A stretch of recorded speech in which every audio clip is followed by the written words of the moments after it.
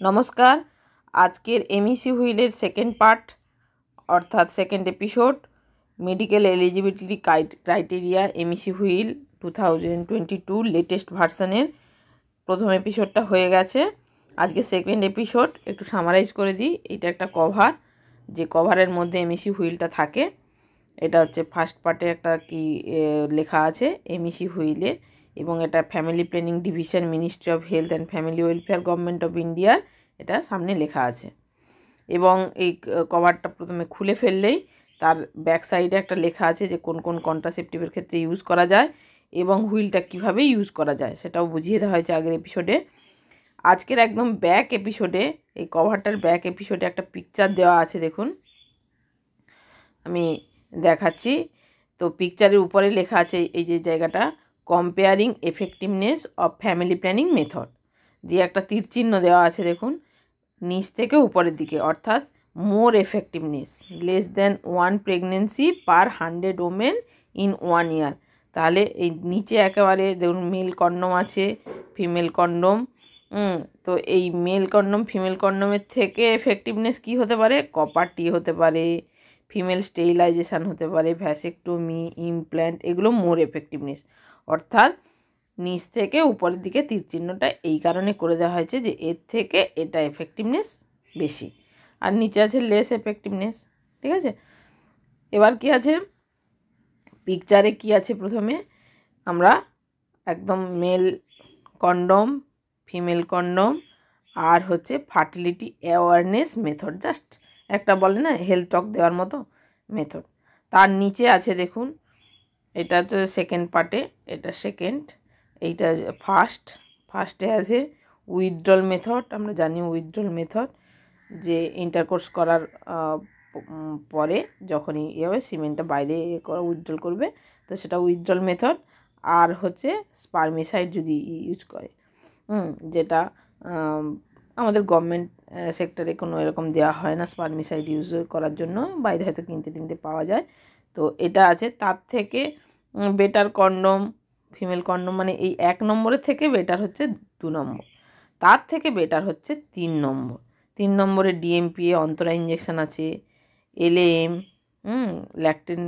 Lactation amenorrhoea, যে 6 মাস বুকের দুধ খায়, এখন যদিও ওই 6 মাস বুকের দুধ খাওয়াটাকে তবুও করছে না, তো সেরকম কিছু হলে, আর পিলস আছে, মালাইন। ঠিক আছে, এগুলো তো আমার আরেকটি আছে যে মালাইন বা ইসি পিল বা চা কী করে খাবে, ওটা আমার চ্যানেলে আছে, দেখে নেবেন। তার থেকে এফেক্টিভনেস বেশি হচ্ছে ইমপ্ল্যান্ট কিন্তু আমাদের গভর্নমেন্টে পড়ানো হয় না, কিন্তু প্রাইভেটে পড়ানো হয়, ইউটিউবে আছেও অন্য অন্য চ্যানেলে, যে একটু আমাদের হাতের দিকে যেখানে বাইসেপ আছে ওখানে একটু কেটে ওখানে বসিয়ে দেওয়া হয়েছে, সেটা অনেক দিন মোটামুটি এফেক্টিভনেস আছে। তারপরে হচ্ছে কপারটি 2 টাইপের আছে, এটা গভর্নমেন্টে অ্যাভেলেবেল, ফিমেল স্টেরিলাইজেশান হয় আমাদের বড় হসপিটালগুলোতেই একেবারে ফিক্সড ডেট আছে। ছোটো হসপিটাল যেখানে এমটিপি ফেসিলিটি আছে কিংবা হচ্ছে আপনার অ্যাবর্শনের ফেসিলিটি আছে, সেখানে ফিক্সড ডেট আছে, না হলে আপনার 1 মাসে 1 দিন করে করা হয় এবং আশাদের মাধ্যমে বলে দেওয়া হয়। এবার হচ্ছে ভ্যাসেক্টমি ছেলেদের অপারেশান, এটা জানা আছে যে ভ্যাসেক্টমি ছেলেদের অপারেশান, এখানে একটা টাকাও পাওয়া যায় এবং চ্যানেলে বলাও আছে যে কত টাকা কি পাওয়া যায়, দেখে নেবেন। এরপরে তাহলে এটা আমাদের ব্যাক সাইডে কি হলো। এরপরে চলে যাই যে আমার যে হুইলের সামনের তো দেখেছেন, পিছনেও এরকম ছোটো করে অনেক কিছু লেখা। তো এটা আমি একদম ডিটেলসে 1 বাই 1 পড়বো না, কিন্তু একটুখানি জাস্ট নলেজে বানিয়ে দিই, নাহলে আরও বড় হয়ে যাবে। তো এখানে লেখা আছে দেখুন, এই যে উপরে যে condition that are category 1 or 2 for all method. আমি কি বলেছিলাম যে যখন আমরা দেখব যে ধরুন আমি দেখাচ্ছি, এই যে 1 দেখাচ্ছি, এই যে 1 লেখা আছে, 1 লেখা আছে, 1 লেখা আছে, 1 লেখা আছে, তারপর 1-এর পর একটা ছোট্ট করে টি আছে, 1-এর ছোট্ট করে সি আছে। তাহলে আমি এই সি মানে কি, এই টি মানে কি, সেটা জানতে গেলে আসলে এইবার ব্যাক সাইডে যেতে হবে। এবারে ব্যাক সাইডে যেতে, এই এ থেকে জেড পর্যন্ত, তাহলে ছোট্ট সি মানে কি, ছোট্ট টি মানে কি, ছোট্ট আর মানে কি, হ্যাঁ, বা ছোট্ট ও মানে কি, হ্যাঁ, ক্যাপিটাল লেটারই কিন্তু ছোট্ট মিন্স হচ্ছে আমি বলতে ছোটো করে ওয়ানের পাশে লেখা। তো তার মানে কি, তাহলে এইখানে তার ফুলফিল আসলে লেখা আছে, ঠিক আছে। এবার A B C D E F করে একদম পুরো জেড পর্যন্ত। তাহলে ধরা যাক আমি একটা ছোট্ট করে পড়ে নিই যে টি লেখা আছে, কিছু জায়গায় আমি দেখেছি টি লেখা আছে, এই যে টি। তাহলে টিতে কী লেখা আছে, if uterine cavity is distorted enlarge can not use copper T IUCD or LNG IUD. অর্থাৎ যদি ইউট্রাসে কোনো প্রবলেম থাকে, ঠিক আছে, বা এনলার্জ হয়, কোনো লাম্প আছে বা কিছু এনলার্জ হয়, তাহলে কিন্তু কপারটিটা পরানো যাবে না। যেমন ধরুন আমার পিসিওডিতে হয়তো লেখা আছে যে পিসিওডিতে লেখা আছে 1 এই 2 বা 3 যাই হোক লেখা আছে, দিয়ে তার ছোট্ট করে লেখা আছে টি। অর্থাৎ টি মানে এটা যদি থাকে তাহলে পরানো যাবে না। বুঝতে পারলাম? এইবারে চলে যান এই যে এখানে রিপ্রোডাক্টিভ কন্ডিশান, পরিষ্কার করে নিই আরেকবার। এই যে রিপ্রোডাক্টিভ কন্ডিশানে একটা প্রথম পয়েন্ট আছে, benign breast disease or undiagnosed মাস। অর্থাৎ শারীরিক বা রিপ্রোডাক্টিভ সিস্টেমের কোনো সমস্যা, সেটা হচ্ছে রিপ্রোডাক্টিভ কন্ডিশান। আর মেডিকেল কন্ডিশানের একটা উদাহরণ দিই, যেমন ডিপ্রেশান, যেমন এপিলেপসি, যেমন এইচআইভি,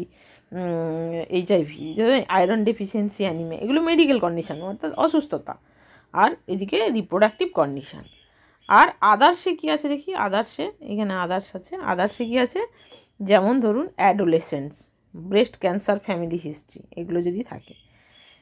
এবার ইসিপিল, এখানে ইসিপিল এক ছোট্ট করে লেখা আছে, EC pill is a category 1 for all physiological and medical condition and category 2 for women with history of severe cardiovascular disease, migraine and severe liver disease. তাহলে ইপিল সবাইকেই মোটামুটি দেওয়া যাবে, ফিজিওলজিক্যাল কন্ডিশান বা মেডিকেল কন্ডিশান যদি মনে হয় যে ডক্টরের অ্যাডভাইসের দরকার, তাহলে অ্যাডভাইস নেওয়া যেতে পারে যদি হিস্ট্রি থাকে।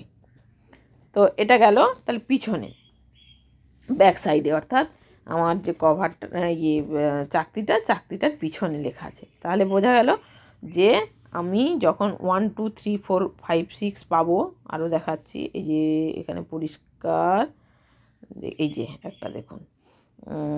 এবারে আমি এই যে পেনটা নিই, এই যে 1 2 দিয়ে ছোট্ট করে লেখা আছে, এটা এজ স্পেসিফিক, তো এজে নিয়ে যাই দেখি 1 2, হ্যাঁ ছোট্ট করে এ লেখা আছে এইখানে, পরিষ্কার করে দিই, এই যে এ লেখা আছে, এই যে এই জায়গাটা, ঠিক আছে। তাহলে এ লেখা আছে, অর্থাৎ এ মানে কি, তাহলে এ মানে কি দেখে নিই, এ মানে হচ্ছে অ্যাবাভ 45 ইয়ার্স, ঠিক আছে। অ্যাবাভ 45 ইয়ার্স, 1 আর 2 আছে, মানে পড়ানো যাবে। সে 45 বছরে এসছে, আপনার কাছে পড়ানো যাবে কি যাবে না, তাহলে আপনাকে পরিষ্কার বলে দেওয়া হয়েছে যে 1 আর 2 মানে ডিএমপিএ। এই যে ডিএমপিএর ক্ষেত্রে, ডিএমপিএ আমি পড়ানো বলি, মানে কপারটির ক্ষেত্রে পড়ানো, আর সব ক্ষেত্রে আমি কপারটি বা অন্য কন্ট্রাসেপটিভের ক্ষেত্রেও মালাইন হতে পারে, ছায়া হতে পারে। তাহলে এখানে ডিএমপিএ মানে অন্তরা কি দেওয়া যাবে, তাহলে হ্যাঁ দেওয়া যাবে।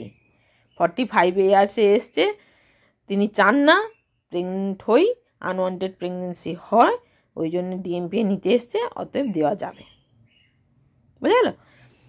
এবার আমার এই যে এখানে কন্ডিশান দেখুন, এখানে কন্ডিশান হচ্ছে যে 18 বছরের নিচে হলে কি হবে, 18 বছর 40 বছরের উপরে হলে কি হবে। এই যে এজকে আবার দুটো ভাগে ভাগ করে দিয়েছে, এটা 18 বছরের নিচে আর এটা হচ্ছে 40 বছরের উপরে। তাহলে আমার কাছে তাহলে মোদ্দা কথা হলো কি, একজন বেনিফিশিয়ারিস এলো, বেনিফিশিয়ারিসে আসার পর তার হিস্ট্রি টেকিং করলাম, হিস্ট্রি টেকিং করার পরে তিনি বললেন, তার আমি কন্ডিশান দেখে নিলাম যে আগে সে প্রিভিয়াসলি ধরা যাক যদি সিজার হবে, আগে প্রিভিয়াসলি সিজার, এই যে প্রিভিয়াসলি সিজার, পেনটা নিই, এই যে প্রিভিয়াসলি সিজার, যদি দেখা যায় টিনেজ প্রেগনেন্সি, টিনেজের গার্ল চলে এসছে, তাহলে তার ক্ষেত্রে কি হতে পারে। যদি দেখি পিসিওডি, ডক্টর ইয়ে করে দিয়েছে, ডায়াগনোসিস করে দিয়েছে পিসিওডি, কিংবা ধরি ক্যান্সার, হ্যাঁ, এই কন্ডিশানগুলো উপরে লেখা আছে। তাহলে এইগুলোর ক্ষেত্রে তাহলে আমি চাকতিটাকে ঘুরিয়ে ঘুরিয়ে নিয়ে যাব, নিয়ে সেই কন্ডিশানে ফেলবো, দিয়ে দেখব যে এইখানে আমার কন্ট্রাসেপটিভগুলো লেখা আছে, যে কোনটা হচ্ছে কার ক্ষেত্রে ইউজ করা যাবে, তাহলে সেটা আমি ইউজ করতে পারবো কি পারবো না। তাহলে একদম পরিষ্কার 1 2 3 4, এই যে 1 2 3 4। তাহলে আমরা পোলিওর ক্ষেত্রে যেমন দেখি যে দুটো গ্রিন মানে হচ্ছে ইউজ করা যাবে, তো এটা ইউজ করা যাবে। আর রেড দিয়ে দিয়েছে, এটা একটু হালকা রেড, এটা হচ্ছে ডার্ক, তাহলে এই দুটো ইউজ করা যাবে না। তাহলে আমার 1 আর 2 পড়লে, তাহলে আশা করি বুঝতে পেরেছেন এমইসি হুইলটা। আমাদের মেসেজে লিখবেন বুঝতে যদি না পারেন, বা আরও তাহলে আর একটু স্পেসিফিক করে দিয়ে দেবো। যদি চ্যানেলটি ভালো লাগে লাইক এবং সাবস্ক্রাইব করে দেবেন। Thank you.